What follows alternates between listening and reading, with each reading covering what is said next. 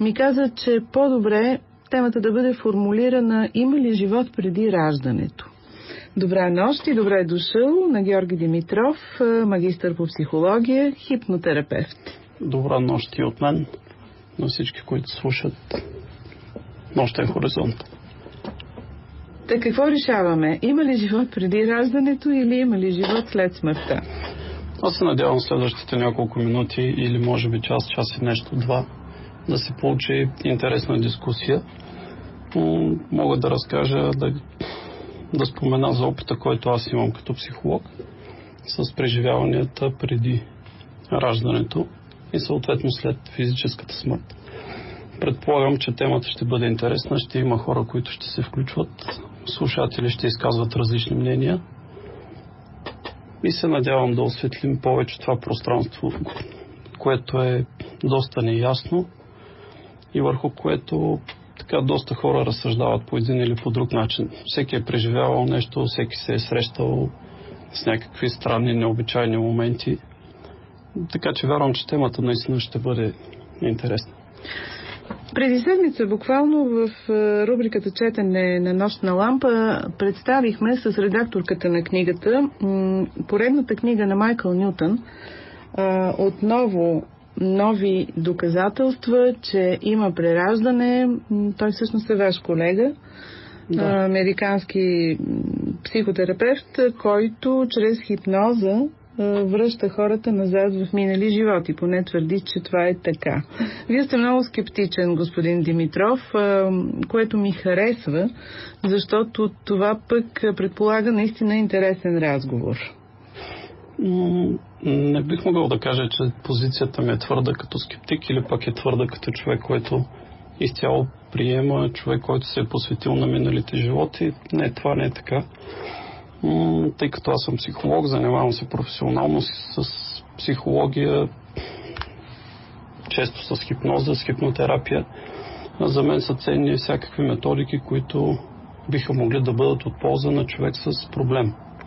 Или човек, който преживява себе си като човек в затруднение, така да го кажем. В случая връщането в минали животи е една от техниките, които вършат работа в моята дейност. Тоест това помага. Аз вярвам, че ще има религиозни хора, силно вярващи в Библията, в други божествени писания, които ще имат твърди позиции. Ще кажат, че това не съществува, тъй като подобни дискусии аз съм водил със свои приятели, свои познати, пък и чисто така от професионален интерес. Вярвам, че ще има такива слушатели, които ще се обадят.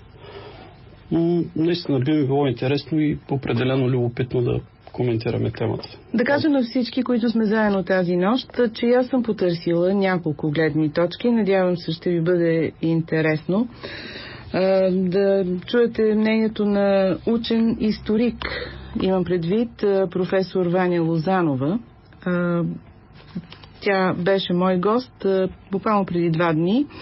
Ще чуете интересни неща, които тя ще сподели, и също така и свещеник Ангел Ангелов, един дълбоко уважаван от нашия екип, от мен, свещеник от православен храм Света София в столицата. Нашите слушатели след 1 часа ще могат да се обаждат. Аз бих искала да се обаждат с свои преживявания, ако имат такива, разбира се, които са им донасяли до някъде убеждението, че може би са живяли при други обстоятелства, в други векове, в други години. Просто споделяне на опит. 963 15 65 и 981 33 30 са нашите телефони. Скайпът ни вече е на ваше разположение, т.е. адрес Нощен хоризонт. Има ли живот след смъртта?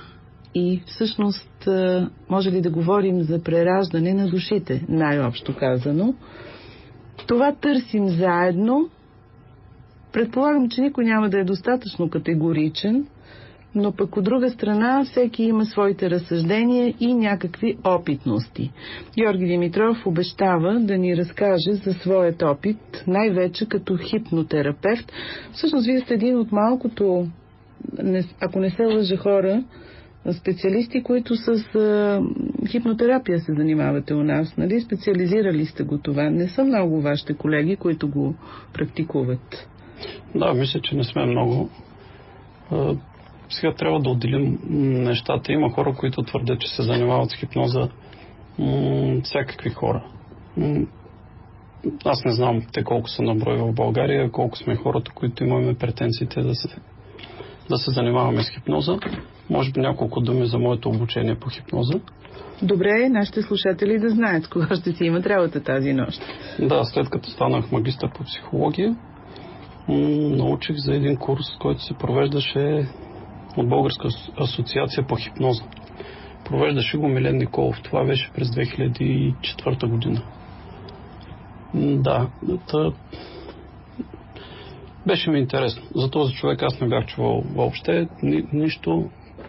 Нямах предварително някакво мнение този курс, дали ще е хубав, дали ще се струва, дали пък няма да е загуба на време. Беше ми интересно, отидох там, посетих първото занятие, което беше една събота и неделя. Направи ми впечатление, че човекът, който водеше курса, Милен Николов, си започна с история на хипнозата. Питахме го за неговия образователен сенс, така да се каже. Ние бяхме около 15 човека група.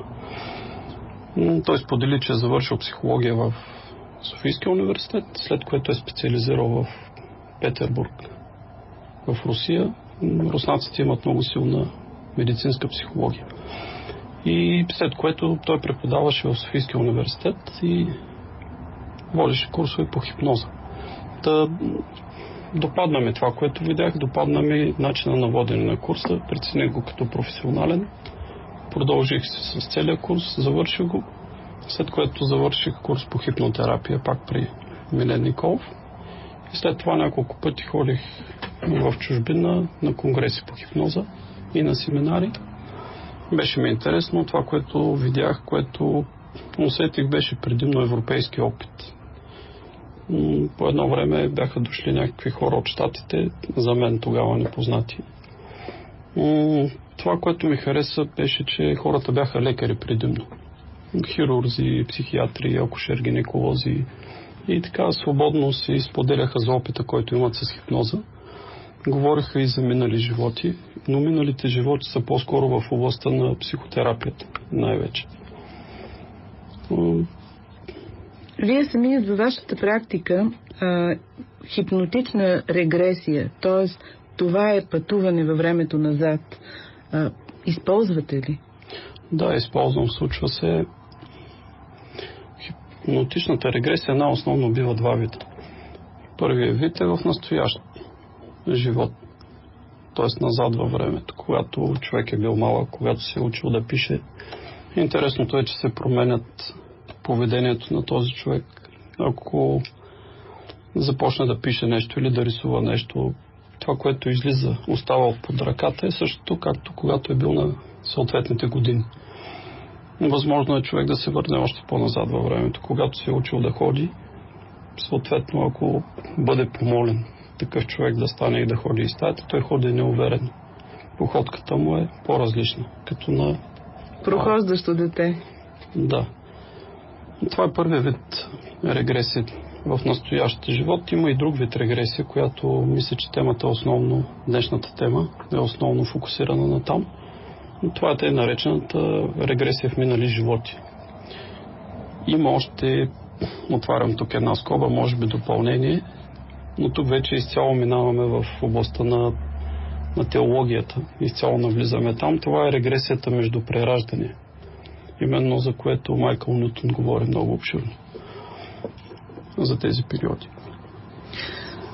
Това ще бъде нашият разговор тази нощ и след ваше участие, разбира се, уважаеми слушатели. Сега слушаме музика, след което ще чуем разговора ми с професор доктор Ваня Лозанова-Станчева. Тази нощ ще говорим за това, има ли живот след смъртта? Преражда ли се нашата душа? Ще чакаме от вас също вашите разкази, ако имате подобни преживявания, някакви усещания, че сте живели и по-рано при други условия, но сега един от нашите гости.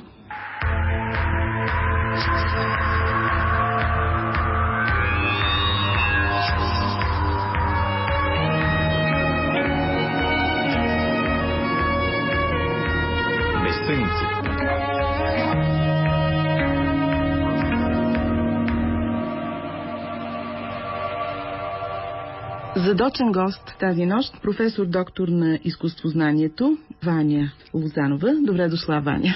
Добре заварили. Вашата книга излиза в момент, когато ние подготвяме едно предаване. То се случва тази нощ. Предаване за прераждането на човешката душа. И в такъв аспект мисля, че ще бъде много любопитно за нашите слушатели, едновременно с представянето на нашата книга, на вашата книга всъщност, да чуем и вашето мнение като учен по този въпрос, защото вие сте се докоснали до извънредно ценна информация от вековете. Книгата се казва "На изток от рая" към орфическата география на отвъдното в християнска интерпретация. Интерпретация християна. Сега първо да попитам, защо на изток от рая? Защото става въпрос за Светото Писание, където на изток от рая се намира края на света.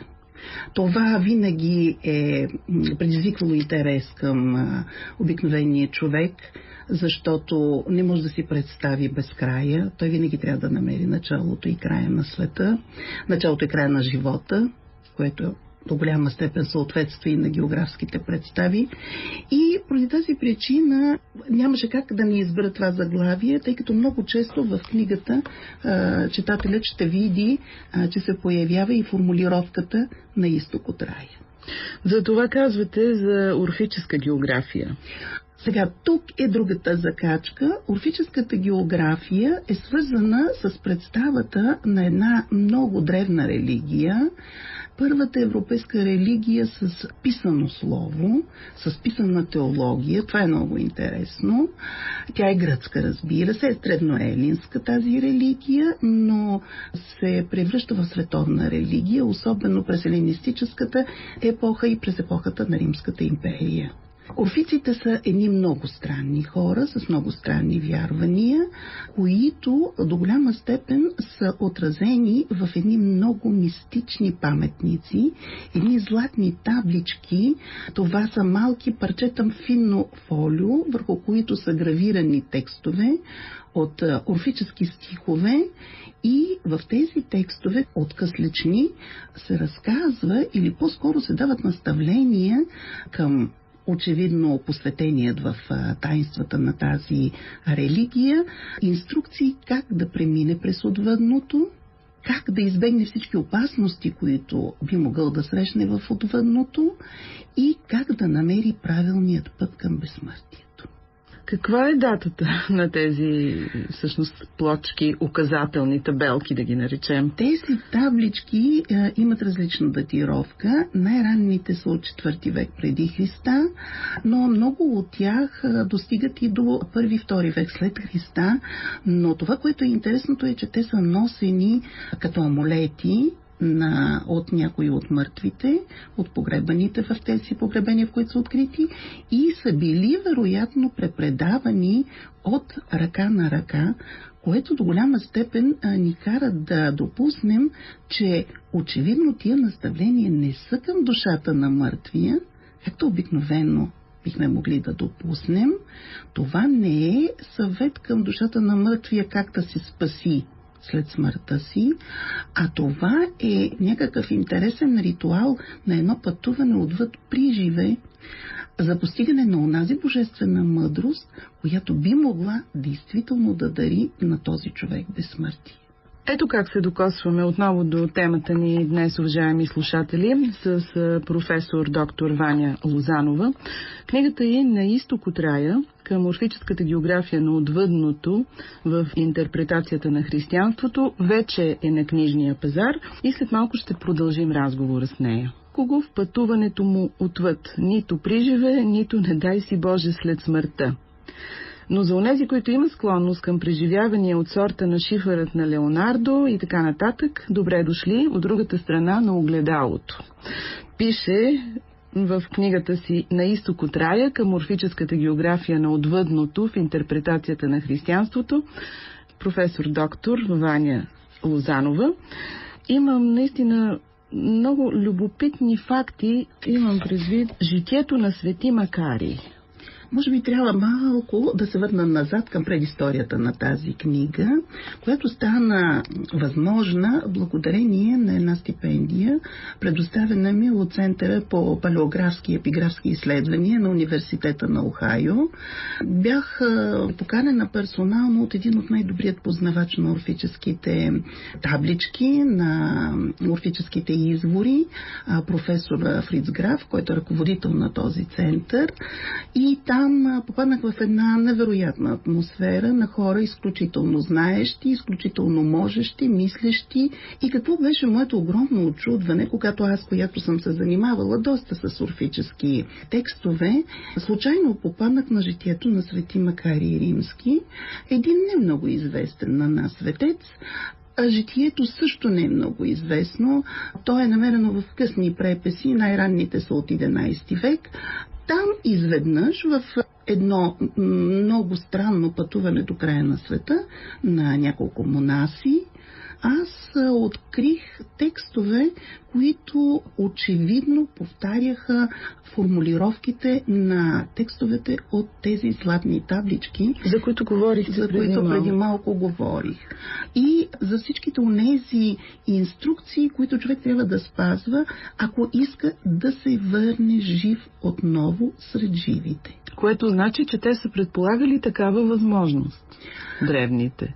Не само, че са предполагали, но такава възможност се вижда и в някои ранно християнски творения, каквато е, например, книгата на Енох, какъвто е, например, заветът или тестаментът на Авраам, или Абрахам, както го пишат в латинската литература.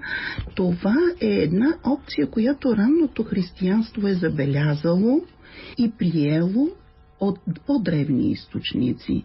Това, което е интересното, е, че някои ранно християнски апологети, защитници на християнството, които спорят с своите езически опоненти, споменават, че орфиците са забранявали самоубийството, защото са смятали, че човешкото тяло, забележете, не човешкия дух, а човешкото тяло съдържа безсмъртните субстанции и поради тази причина човек не бива да посяга на себе си.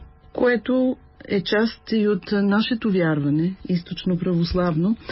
Самата история е много интересна. 3 монаси тръгват да пътуват на изток от рая към края на света. Кажете онова в житието, което възбуди във вас размисъл именно по нашата тема за живот след смъртта. Това, което е интересното, е, че този текст много се отклонява от традиционните християнски житийни текстове. Много повече напомня на античните романи, а има и една много интересна жанрова форма в античността, която се нарича итиринарии, които са всъщност пътувания. Итер – пътуване, и има такива съчинения, които описват пътуванията до края на света и обратно. Тук става въпрос за текстове, които преразказват случващото се по време на посвещението в мистериите, които през елинистическата епоха, вече така да се каже, пробиват границата между свещеното, забраненото за непосветени, и профанното, и тогава вече навлизат в онази литература, която изпълва формата на античния роман. Сега да се върнем към този текст за житието на Свети Макарий. Значи по време на това си пътуване 3 монаси се натъкват на нечувани чудеса. Те срещат екзотични животни, много странни зверове, чудовища, полухора. И вие казвате, че това в много отношения напомня на пътуването на Александър Велики до края на света в средновековния роман за Александър. Да, който е единственото светско четиво в цялото средновековие за християнския свят и е второто след Светото писание най-преписвано и най-разпространявано съчинение. Но там се повтарят няколко основни елемента. Първият, който в случай ни интересува, това е входа към отвъдното, който буди много силни асоциации с археологически паметници. Този вход към отвъдното обикновено се представя във всичките тия разкази като една арка, която била построена от Александър Македонски, когато се е върнал от пътуването си до края на света, и на която той изписал един текст с наставление как да се премине през арката, кой път да се поеме. Тук се появява една много интересна митологема за двата пътя, която митологема по-късно ще стане собствено християнска. Но тя... Ада и рая? Не. Тук всъщност не става въпрос за ад и за рай, а става въпрос, така да се каже, за пътя, който е по-труден до края на света, и пътя, който е по-лесен. Значи пак въпроса за избора. Много е интересно, не само въпроса за избор. Значи ти имаш право на избор, но в много от текстовете указанията се променят.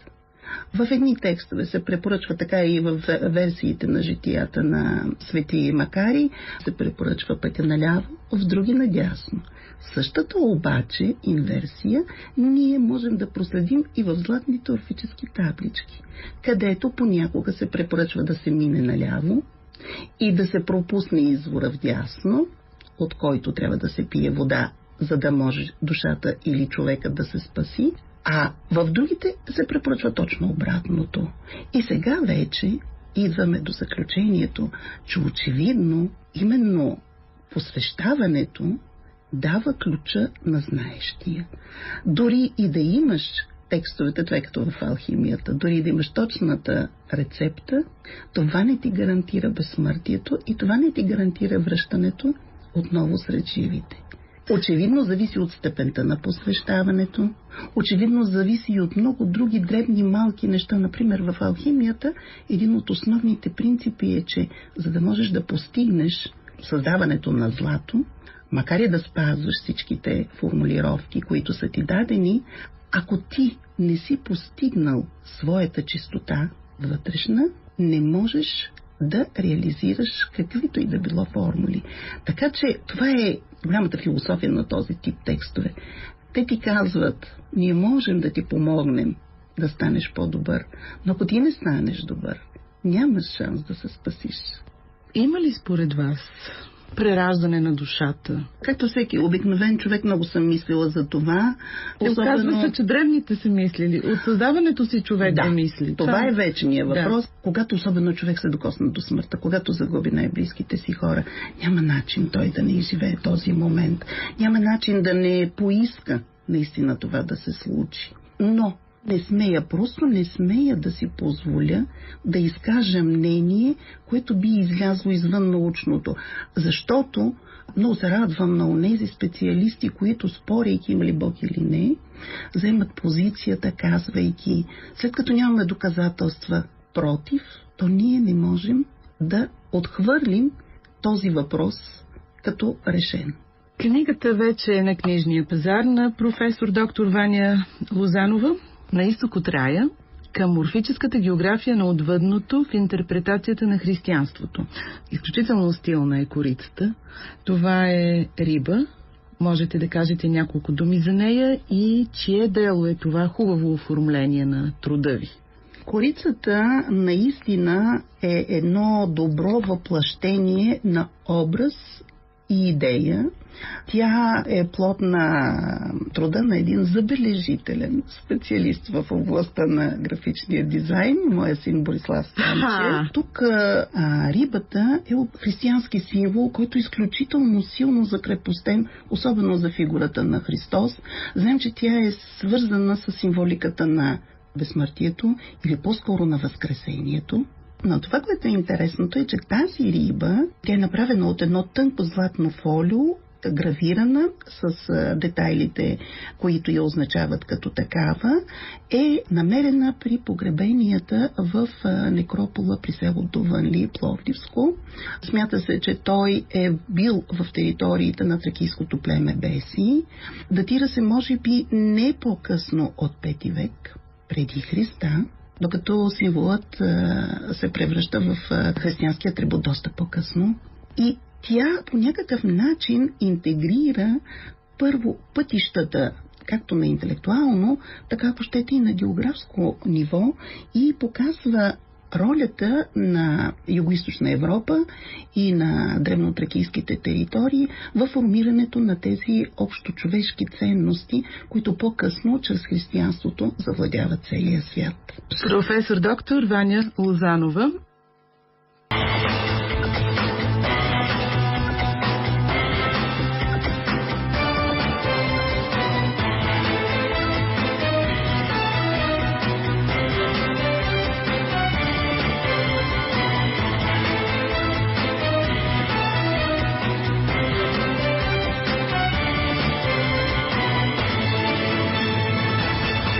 Хоризонт.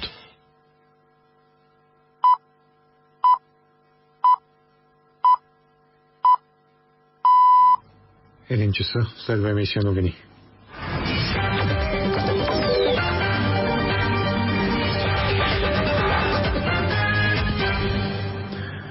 Президентът на Европейския съвет Херман Ван Ромпой заклейми проявите на насилие в Косово от последните дни като заплаха за стабилността на региона. В светлината на инцидентите, станали миналия петък и в понеделник сутринта, бих искал да повторя посланието си за сдържаност, спокойствие и диалог, заяви Ван Ромпой пред журналисти в хърватската столица Загреб. Припомням, в петък в Косовска Митровица загина един човек, а други 11 бяха ранени, когато неизвестен хвърли граната по множество събрало се в сръбската част на града, за да протестира срещу отварянето на офис на косовските власти. Вчера пак в Косовска Митровица нападател простреля в крака сръбски депутат от Косовския парламент. Израел позволи вноса на строителни материали в ивицата Газа за пръв път от години, предаде Франс Прес.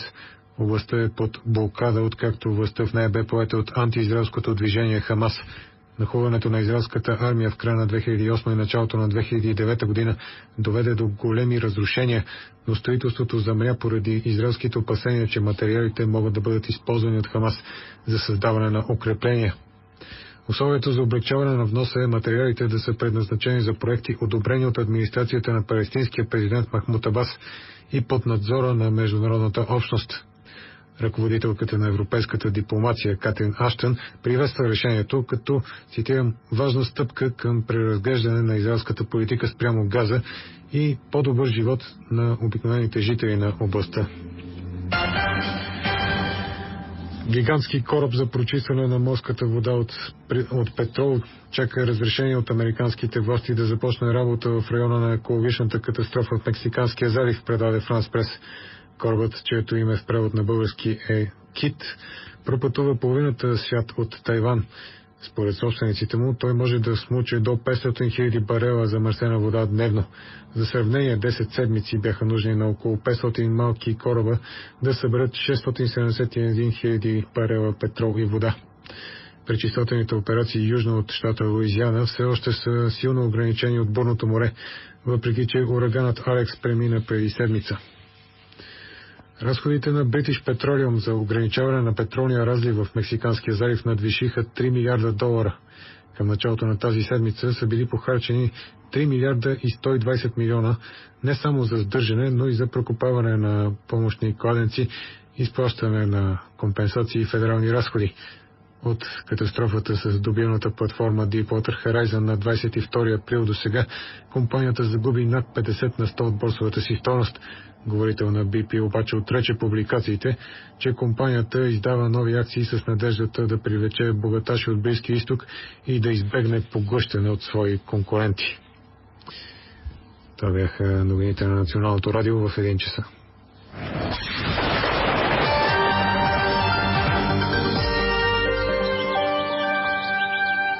Следва информация за времето от Орлин Лазаров. До сутринта времето в страната ще бъде ясно, а през деня предимно слънчево.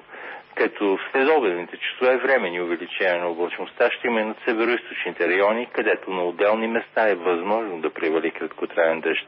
Вятърът ще бъде слаб от северозапад, а максималните температури от 27 до 32 градуса, София около 27. По морския бряг максималните температури ще са от 24 до 28 градуса, температурата на морската вода е около 24 градуса, вълнението на морето ще бъде 1-2 бала. Това е прогнозата от Националния институт по метеорология и хидрология при БАН.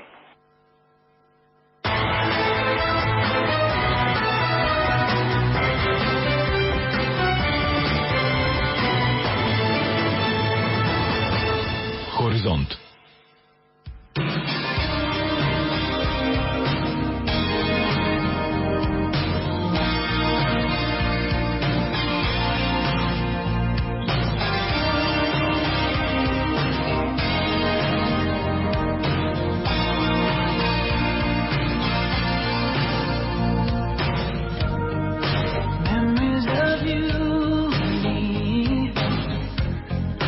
Tumble inside my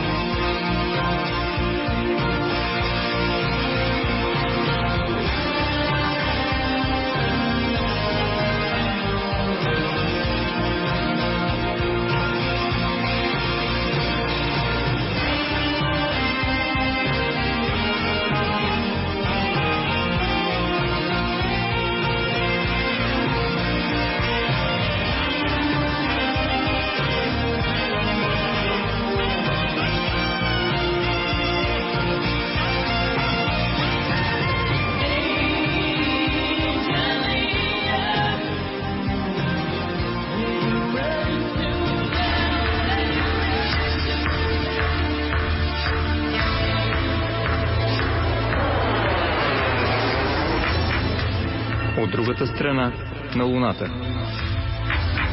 Или на Луната от другата страна. Със Зора Нейкова. Само в Нощен хоризонт. Само в Нощен хоризонт. Има ли прераждане, има ли живот след смъртта, или както нашия гост Георги Димитров, психолог, хипнотерапевт, каза, по-точно би било да питаме има ли живот преди раждането.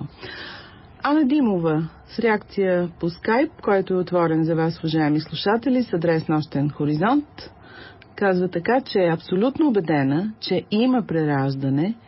Няма никаква логика, пише тя, да е обратното и смисъл няма. Ако животът е като училище, в което се развиваме, учим и растем все нагоре и нагоре, да се прераждаме е като да минаваме в следващ клас. А пък да няма прераждане е все едно да умираме веднага, като приключим с учебната година след първи клас, което е някак глупаво. Какво ще кажете, господин Димитров? Да, образно се изразила госпожа Димова. Наистина има логика в това, което тя казва. Така споделям го. Мисля, че и има нещо. Аз съм си мислила, без да имам кой знае какви познания по темата, чела съм, разбира се, много, защото това е много интересно. Разговаряла съм с много хора, но без задълбочени познания, че действително къде отива целият този наш потенциал, който, ако приемем, че един средно дълъг живот, да речеме 70 години, и през тези години човек натрупва толкова много опит, толкова много знания, толкова много емоции, нима всичко това се стопява, когато си отиваме от земния си път. Да, то остава като някакъв световен опит, като наследство на онези, които сме създали, но все пак това е огромна енергия, която ми се струва невъзможно да си отиде заедно с нас. Да, и аз съм на това мнение. Някакси твърде по-простенческо е да вярваме, че с физическата смърт всички ние умираме, нищо не остава от нас, както с тялото, така и с душата, и изчезваме. Все едно никак не сме били тук. Но може би има логика, до която не сме достигнали още, защото и това е възможно, но по-ценно е, струва ми се, да споделите с нас вашия опит като хипнотерапевт, защото вие в работата си достигате със сигурност до известни доказателства, има или няма, вие ще кажете, минал живот. Да, аз се чудя откъде да започна да отговарям. Захрумват ми няколко отговора. Давайте подред. Те всички водят към едно и също място. Един от известните хора, мисля Айнщайн беше казал, че ако човешкият мозък е нещо толкова просто, че да го разбираме, ние никога няма да го разберем с нашия човешки мозък. Мисля си, че има много неща, до които ние само сме се докоснали.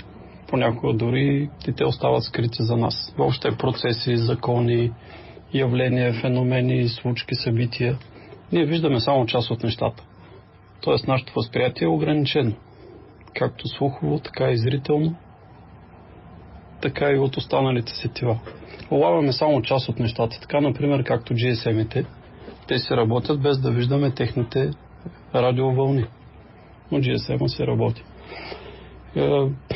Минавам вече към въпроса. Мисълта ми е такава, че има много процеси и явления, за които ние не знаем и не подозираме. Ние хващаме само част от нещата. Докосваме се до ограничен спектър от нещата. Ако трябва да говорим за преражданията, каквато е темата всъщност, можем да кажем много неща. Можем да кажем, че прераждания няма. И всеки един, който твърди обратното, да се измори, да се изпоти, да търси 2 часа думи, доказателства, че има прераждания, ние накрая можем да го заклеймим като луд или като психично нестабилен и за това да сложим край на разговора. Тоест нашата позиция е твърда, ако приемем, че няма прераждания. Обратното също е вярно. Ако човек е решил, че има прераждания, по никакъв начин не можем да му докажем, че няма прераждания.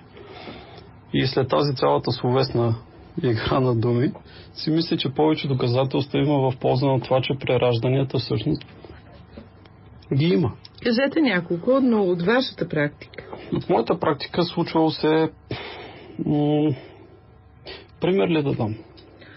Ами, знаете ли, всъщност вие работите с хората и с хипноза им помагате. Да. Помагате им да открият своя проблем, връщате ги назад в миналото, където вероятно е този проблем. Стигали ли сте до момент, в който човека се връща в минал живот? Стигал съм. Мога да посоча примерът е следният. Така, което ми хрумва на прима виста. Беше една жена, която се оплакваше от това, че съпругът ти е ужасно ревнив. Жена на 40 и няколко години. И тя дойде с първоначалната и категорична заявка за минали животи.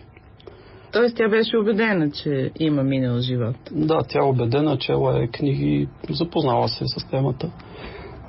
Когато срещам такива хора, първо се опитвам много подробно, много задълбочено да разбера тяхната мотивация. Защо те искат минали животи. След като установих с тази жена, че причината е действително отношенията с съпруга й, аз си обясних, не мога да ти гарантирам, че има минали животи, не мога да ти кажа и че ги няма.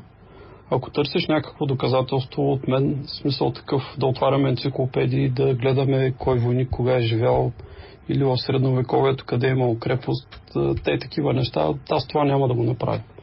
Нямам достъп до исторически данни свободен, за да тръгна да доказвам неща, все едно, че сме в следствието.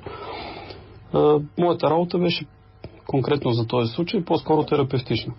Тъй като тя искаше минали животи, след този първоначален разговор уточнихме, че няма проблем, ще направим минали животи.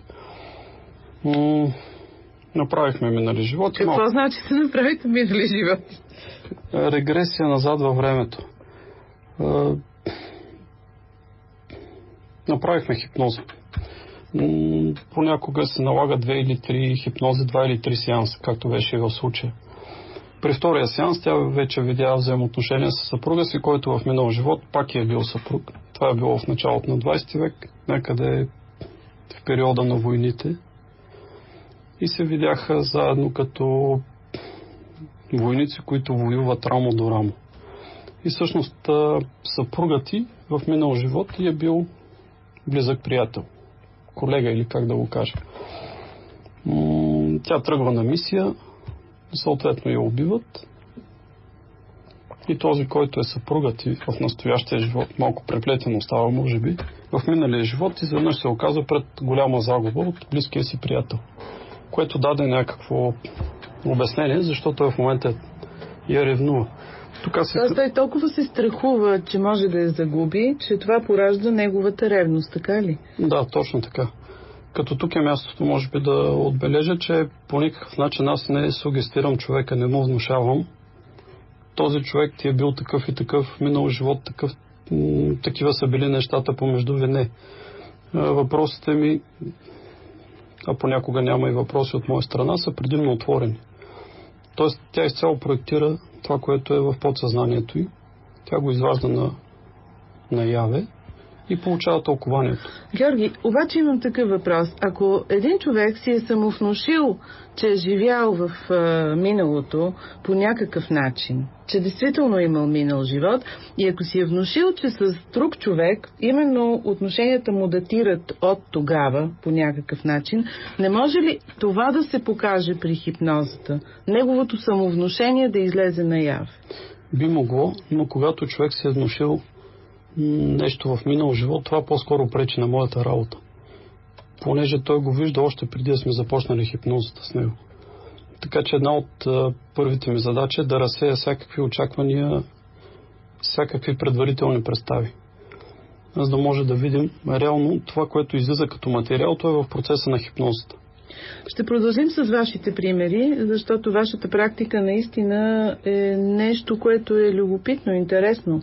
Да чуем един от нашите слушатели, търпеливо ни изчакахте да завършим тази тема. Здравейте!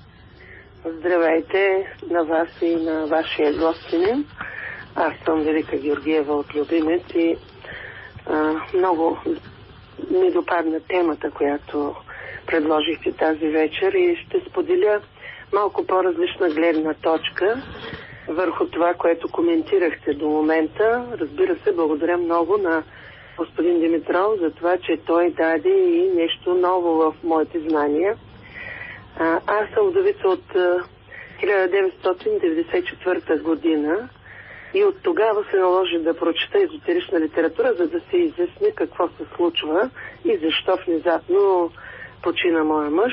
С две думи аз го разбрах едва когато и прочетох Блаватска, Елена и така нататък, да не изпадам в подробности. Разбрах, че нищо не се губи в космоса, всичко се преобразува, енергийни полета и тем подобни, и други автори, да не споделям, пак казвам, подробности. Но кога усетих силата на прераждането? Имам 3 деца, от които двете момчета бяха войници, когато той почина, дъщеря ми само на 8. И 3-мата, когато кандидатстваха, за да продължат образованието си, успяха много лесно. С изпити, дъщеря ми учеше в НГД, 7 клас, това е националната гимназия, знаете, класическата. Да. Едно дете от Любимец, което без никаква подготовка, разбира се, имаше си знанията на това, което се преподава в училище, но с такава лекота се справи пълно отличие по литература. Вие решихте, че някой им помага. Разбира се. Някой е вашия съпруг. Моят съпруг. И затова стигнах и до следният извод, че има нещо свише, има нещо, което ми дава основание да вярвам, че нищо не се губи и че човек се ражда предопределен в живота си и единствено образованието е подвластно на неговия живот. Всичко друго е дадено като начало. Това исках да споделя. Искам да попитам вашия гостин, имам ли право на такъв извод? Разбира се, че имате право на такъв извод. Как мога да кажа, че нямате? Аз мисля, ако все още сте в нашия ефир, аз не мога да отговоря